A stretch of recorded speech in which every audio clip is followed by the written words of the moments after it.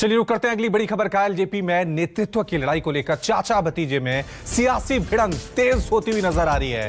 इस बीच पशुपति पारस गुट और चिराग गुट की लड़ाई चुनाव आयोग तक पहुंच गई है। आज शाम दोनों गुटों को चुनाव आयोग ने अलग अलग अपनी बात रखने का समय दिया है। इससे पहले कल पशुपति पारस को सूरजभान सिंह और समर्थकों की बुलाई गई पार्टी की राष्ट्रीय कार्यकारिणी की बैठक में नया अध्यक्ष चुना गया। उधर चिराग पासवान ने नया दांव चलते हुए इसी रविवार यानी 20 जून को एलजेपी की राष्ट्रीय कार्यकारिणी की बैठक बुला ली है। चिराग ने दावा किया कि एलजेपी संविधान के अनुसार पार्टी प्रमुख के तौर पर वो या महासचिव के रूप में ही खाली ऐसा कोई बैठक बुलाने के लिए अधिकृत हैं। तो यहां पर साफ तौर से घमासान मचा हुआ है एलजेपी के अंदर। एलजेपी में मचे बवाल पर पार्टी महासचिव और प्रवक्ता ए.के. वाजपेयी से बातचीत की हमारी सहयोगी संजीव त्रिवेदी ने। टूट के बाद एलजेपी कानूनी पचड़ों में फंस रही है। हमारे साथ पार्टी के वरिष्ठ नेता ए.के. वाजपेयी हैं। वाजपेयी साहब, अब ये कहा जा रहा है कि आपकी तरफ से कि जो स्पीकर साहब ने फैसला लिया था वो कानून को गलत तरीके से अप्लाई करना था। सही तरीका क्या होता? देखिए, हमारा जो सबमिशन है स्पीकर साहब के सामने वो ये है कि 5 मेंबर ऑफ पार्लियामेंट आए आपके पास जो कि लोक जनशक्ति पार्टी के हैं। तो मिनिमम रिक्वायरमेंट ये थी कि लोक जनशक्ति पार्टी के platform that is national president उनसे जानकारी ली जाती कि भैया ये ऐसे ऐसे आए हैं और हम इनको ये बना रहे हैं। तो मामला कुछ और होता। हम ये कह रहे हैं कि उन्होंने लिख के दे दिया और आपने लोक जनशक्ति पार्टी का लीडर बना दिया बगैर पार्टी को पूछे। तो ये सर्वथा गैर कानूनी है और नेचुरल जस्टिस के खिलाफ है। ये भी है सूचना कि आप भी जा रहे हैं चुनाव आयोग और पशुपति पारस गुट भी चुनाव आयोग जा रहा है। अपने अपने दावे वहां पर रखेंगे? नहीं, हमने दावा नहीं रखना। हमारा दावा ऑलरेडी है उनके पास।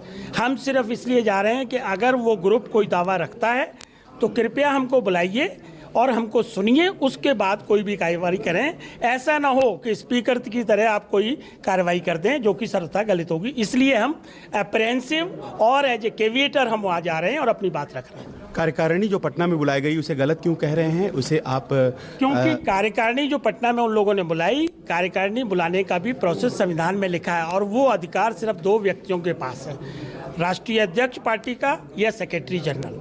आपसे वहाँ 9 थे, आपकी कार्यकारिणी में कितने एग्जीक्यूटिव मेंबर्स आने वाले हैं? हमारी कार्यकारिणी में मेजॉरिटी ऑफ दैट, मेजॉरिटी में 2/3 से ज़्यादा मेजॉरिटी, 95 और 99% लोग हमारे साथ। चलिए, बहुत बहुत धन्यवाद। वाजपेयी साहब, अपनी तरफ से ये स्पष्ट करते हुए कि दरअसल proof of the pudding in the eating जो कहा जाता है उसके अंदर एग्जीक्यूटिव कमेटी की जो बैठक होने जा रही है वो बैठक अपने आप में तय कर देगी कि ज़्यादातर सदस्य किसके साथ हैं। कोरम 30 लोगों का होता है। इनका दावा कि केवल 9 लोग आए थे पटना वाली कार्यकारिणी में, जबकि 99% लोग रविवार को इसी हॉल में जो कार्यकारिणी चिराग पासवान बुला रहे हैं उसमें रहने जा रहे हैं। और इस तरह से ये साबित हो जाएगा कि original party LJP Chirag Paswan के साथ है। कैमरामैन अमित राय के साथ संजीव त्रिवेदी, न्यूज़ 24 दिल्ली। इस खबर पे और ज्यादा जानकारी के लिए अब सीधा रुक करते हैं हमारे डिप्टी एडिटर संजीव त्रिवेदी का। संजीव, अब जंग असली और नकली की यहां पर शुरू हो गई है। असली एलजेपी कौन है, नकली एलजेपी कौन है, आप जरा समझाएं हमारे दर्शकों को आगे क्या रास्ता आगे होने वाला है, क्योंकि दोनों ही गुट जो हैं वो दावा कर रहे हैं कि हम ही असली एलजेपी हैं, ओरिजिनल हम ही हैं। जहां देखिए, चुनाव आयोग के पाले में अब गेंद है और सिंबल किसके पास रह जाता है, पार्टी का नाम किसके पास रह जाता है, वही तय करेगा कि ओरिजिनल कौन है। पार्टी का जो सिंबल होता है, चुनाव चिन्ह होता है, वो बहुत अहम होता है और वो किस गुट के पास रह जाता है। अब हम देखें अगर तो टेम्पलेट के तौर पर एक ऐसी ही लड़ाई उत्तर प्रदेश में लड़ी गई थी जब समाजवादी पार्टी का विघटन हुआ था और शिवपाल सिंह यादव और अखिलेश यादव के बीच लड़ाई हुई थी। चुनाव आयोग भी पहुँचा था मामला और आखिर में जो अध्यक्ष अखिलेश थे उन्होंने जीत हासिल किया था। क्या वो यहाँ दोहराने जा रहा है या फिर जो ब्रेकअवे ग्रुप है पारस गुट उसको मिलने जा रहा है, ये चाहे चुनाव आयोग को कहना है। अब देखिए, ये तो चुनाव आयोग की बात हुई। आज दोनों वहाँ पहुँचेंगे शाम को और अपने अपने दावे रखेंगे। लेकिन दूसरी तरफ हम अगर देखें तो राजनीति में क्या हो रहा है, बहुत से लोग हैं ये कमलेश हैं जो कि कमलेश शर्मा टिकारी से चुनाव लड़के आए थे, उनके सहयोगी हैं, तमाम लोग जो यहाँ बिहार से पहुँच रहे हैं, उनका ये कहना है कि एक सिंपैथी की लहर है जो कि चिराग पासवान के साथ है और उसका उनको लाभ होगा।